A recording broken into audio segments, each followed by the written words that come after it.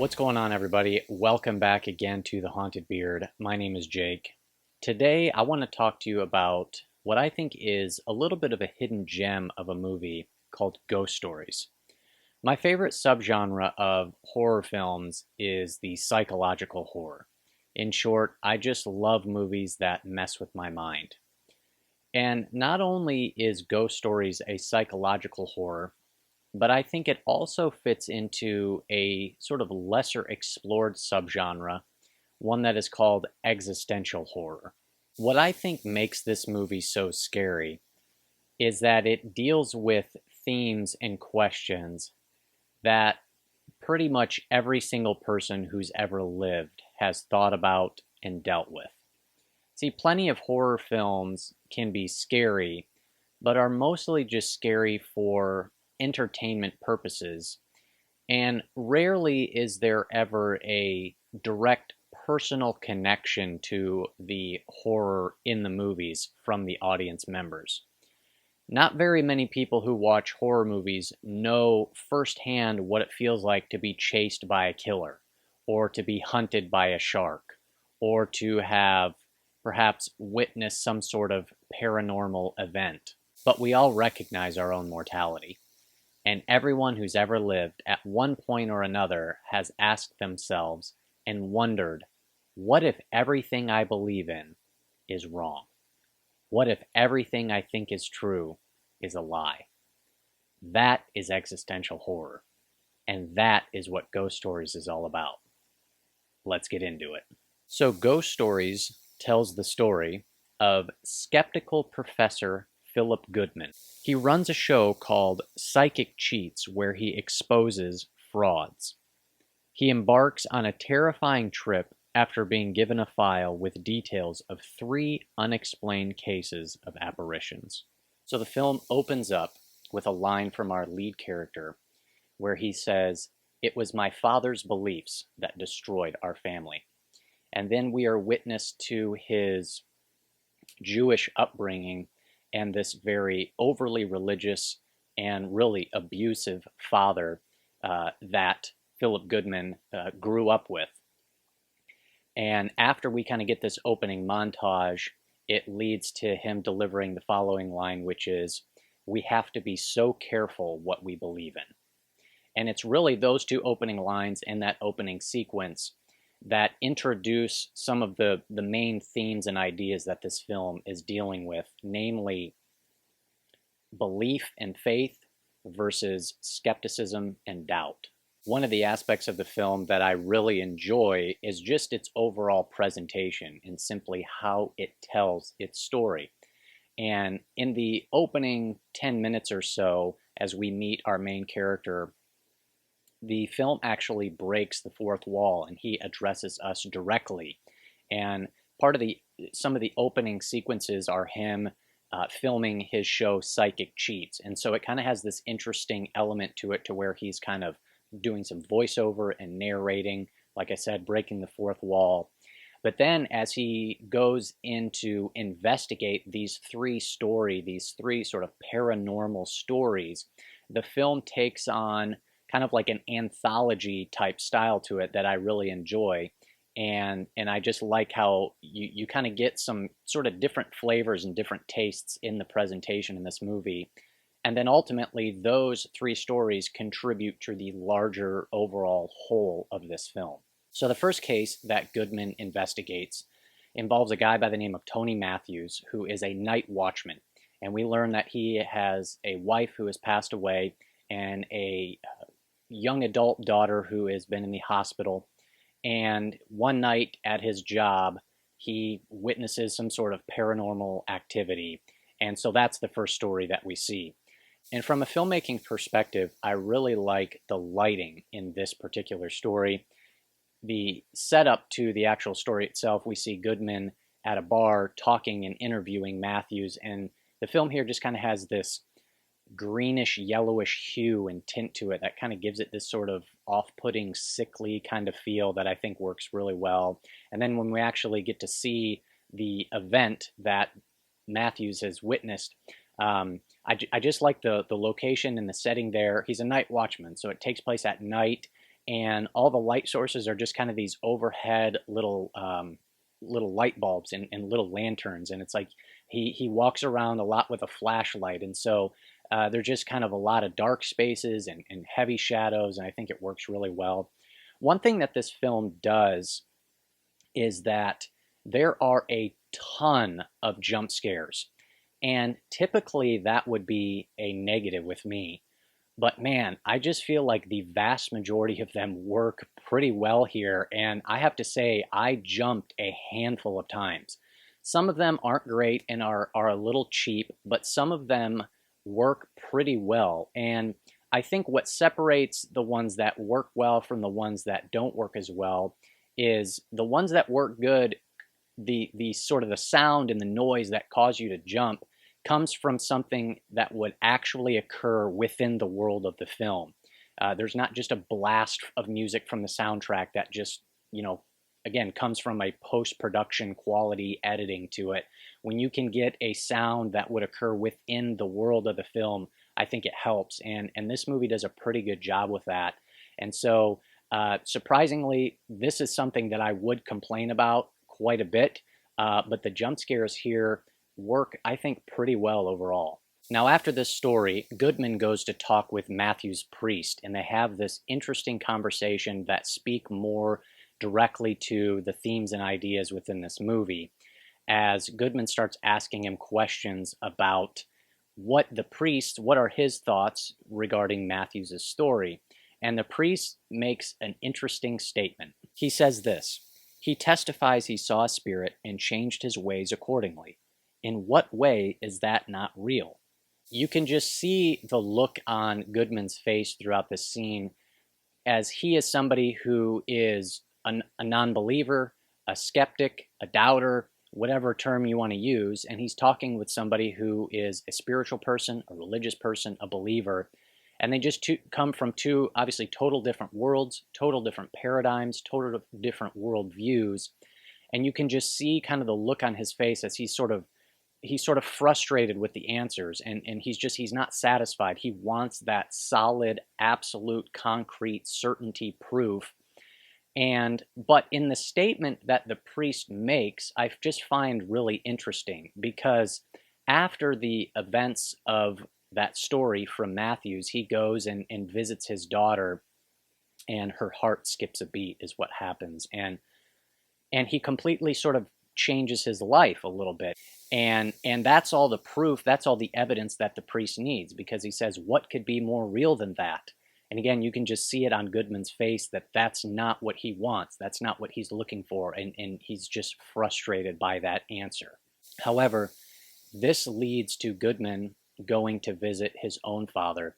And I think this is a really powerful scene in the movie. And it's only maybe a minute long.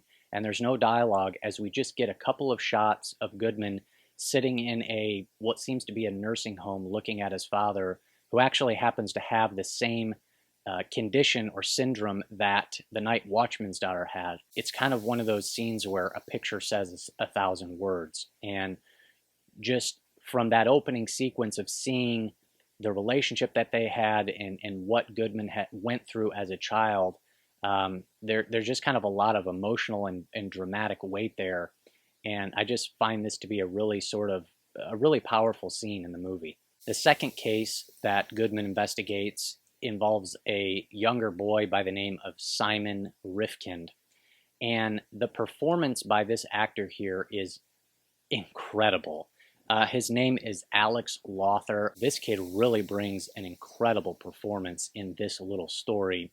The scene that sets up the story, where he is sitting on the bed talking with Goodman, man, just his face and his eyes and just his line delivery, man, you can just see the pure horror and fear all over this kid's face. And man, his performance is just awesome. There's also a couple solid jump scares in this sequence as well. I like some of the lighting, the decoration in the kid's room, as he's been doing research on all these demons. So there's literally pictures all over his room of all these medieval demons and all these old paintings of demons and pictures and drawings and everything. And it's just really creepy. And after this story concludes, Goodman goes out to the actual location where this event was said to take place. And he makes a couple statements that, again, sort of contribute to the overall theme in this movie. And he says a couple things. And he says this: how easy it is to get confused and to lose faith in one's own judgment. The brain sees what it wants to see. And I think those lines also contribute to this idea of perception versus reality, right? The brain sees what it wants to see, and what we perceive to be true and real may not necessarily always be the case. And I like that statement too about losing faith in one's own judgment. And I think it says something about people, particularly like Goodman, who would be considered skeptical. They still have to have a form of faith. He, Goodman, still has to have faith in his own judgment of things. He has to have faith in his perception of the world and what he sees and what he perceives to be true. And he still has to be able to rely on and trust his own judgment that what he is seeing, what he is witnessing, is in fact the actual reality of it all. And so it just, again, kind of contributes more, just some more interesting thoughts and ideas. And so that brings me to case number 3. The third case that Goodman investigates involves a guy by the name of Mike Priddle, played by Martin Freeman. And he is a man who is getting ready to become a father. And this is a really solid sequence as well. There are just kind of some nice sort of creepy, almost sort of haunted house type vibes here. There's a nice like 3-minute long tracking sequence where it follows Freeman from the downstairs couch all the way upstairs into the kid's bedroom. And he's got some sort of paranormal ghost-like entity in his house. This one has another really solid and effective jump scare in it as the ghost of his wife just kind of quickly jumps towards the camera. And then this one too has just a really unexpected, surprising moment where after the story ends, Priddle turns the shotgun on himself and blows his head off. And so, again, just another solid story with some really solid elements into it. But this is when the movie kind of starts to shift into its final act and starts to kind of piece everything together. At this point, Goodman goes back to Charles Cameron, who is the man who sort of entrusted him with investigating these cases from the beginning. And that's when this whole thing gets crazy. And Charles Cameron is revealed to be Mike Priddle, who's Martin Freeman's character. And I remember watching this movie the first time and just being like, what in the world is going on? When he turns around and pokes a hole into the wall of his little trailer and just tears the wall down. And it's just one of those great moments where a movie just kind of completely has you. And you're just like, what in the world is going on? Where is this going? What is happening? And it's just one of those special moments that I think really good movies deliver, where you're just along for the ride and you can't wait to see where this thing takes you. So then we get the flashback scene and we see Goodman as a child and the incident with the bullies and the mentally handicapped boy Callahan going into the tunnel and then dying. And we realize that the figure that we've seen in the last story is that young boy, is Callahan. And he's kind of representative of his guilt, right? His fear and his guilt is literally following him. And after that scene concludes, we get just this great scene between Goodman and Martin Freeman's character, where there's just a bunch more stuff, again, that kind of contribute to just these thought-provoking questions. And Martin Freeman delivers a few lines that I think are just really interesting. He says this: "You've been running from your greatest fear, that there's more than the here and now. Every action you've ever taken or didn't take has had an effect. It's left a little trace, a ghost of itself." And he also confronts Goodman's worldview in saying that he's been simply reducing life's biggest questions down to just atoms and molecules. And then he says, "You cannot find the humility to admit that perhaps, just perhaps, things are not always as they seem." And in the end, we find out that Goodman is actually in the hospital. And the events and the stories in the movie are occurring in his mind. And we figure out and learn that he has been haunted by this guilt that has followed him and chased him his entire life, that he tries to kill himself. And he is forced to live through these events, these stories, over and over and over again, as he's sort of really kind of stuck in this sort of comatose type purgatory that he's in, as his body is literally in a coma and he is alive, but he can't do or say anything. And this is a great film that will reward multiple viewings, because if you pay attention closely, you'll see all these little clues and kind of breadcrumbs throughout the stories that lead you to the end of the film, and you'll be able to make all the different sort of connections and see how everything sort of fits in with it. And I really like that the film doesn't choose sides regarding faith and skepticism, regarding belief and unbelief. And I think that's what makes it so effective, is that the existential horror is that no matter who you are or what you believe in, everybody gets to that point in their life to where they ask these questions and they deal with these things. And it brings us all the way up to the point of death, like it does with Goodman in the movie, and that when you're laying in your deathbed, no matter what you believe in at the end of your life, I think there's always going to be some doubt and some questioning and some uncertainty for sure. And I just like how this movie kind of deals with that and brings that up.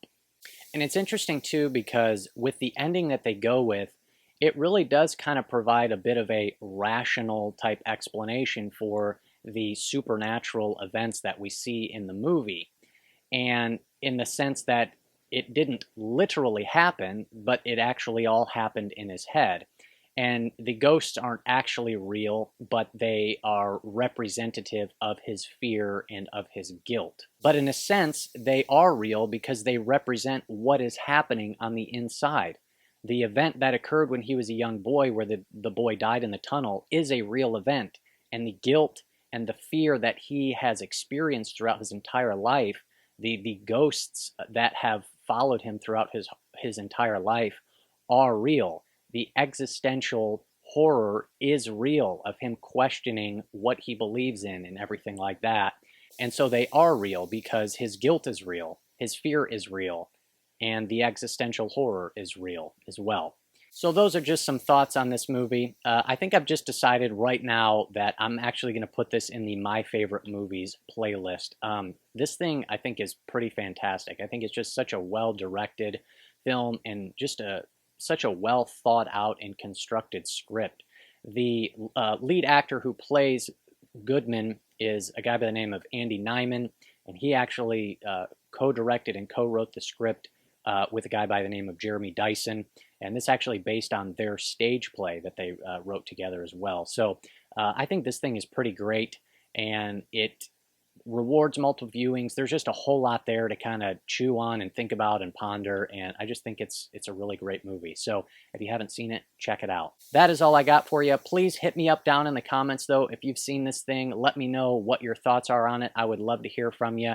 Also, too, if you like videos like this, that's what I do on The Haunted Beard. It is all horror and thriller movie content coming at you.